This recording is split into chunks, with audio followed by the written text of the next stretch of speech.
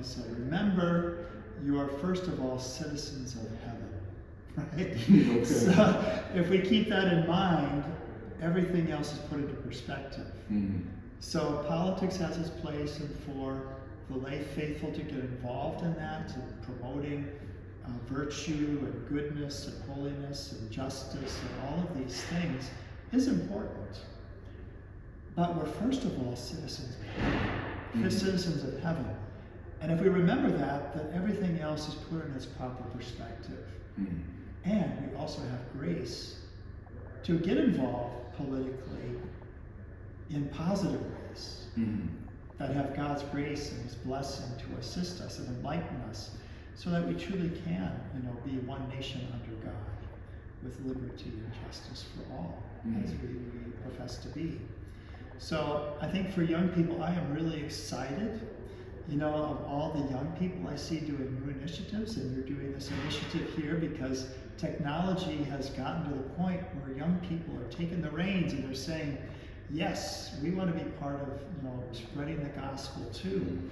When I was at the National Eucharistic Congress, Bishop Conley pointed out that we had these places where all these booths were of different apostolates. And he pointed out how many were young people with new initiatives that they were doing to help spread the gospel. Think of focused missionaries. Yes. The effect that they've had. Think of young Catholic professionals.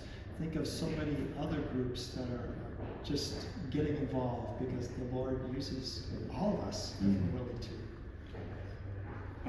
How can you, as you're on EWTN, as I said, is there a certain time when can someone check you out? We want folks to check you out. We want you to watch the Mass. We want you to attend the Mass physically. But if you can't attend the Mass physically, watch it on EWTN, on your Roku, YouTube, their website. But when can we?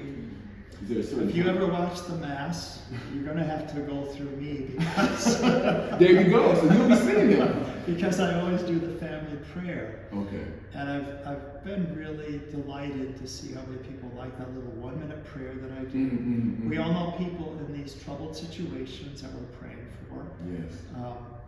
And they really grew out of, I was doing a 1-minute prayer for our employees on the intercom. Well, I had 1 minute and then the intercom shut off. So I did them, and then they asked me, can you do those for radio? I said, okay.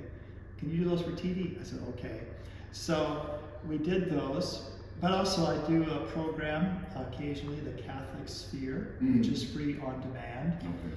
And I've done different pilgrimages you can find on demand, free on demand. I've been to Lourdes, to Fatima, to Guadalupe.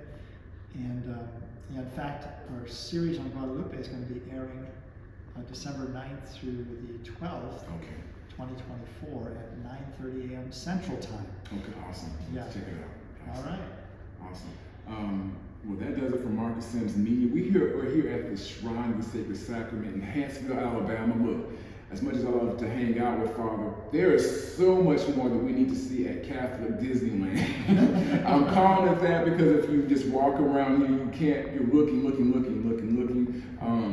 This is one of the most beautiful, peaceful, uplifting spiritual places that you can have. Father, thank you for giving me a few moments of your time. My pleasure, Marcus. Yeah.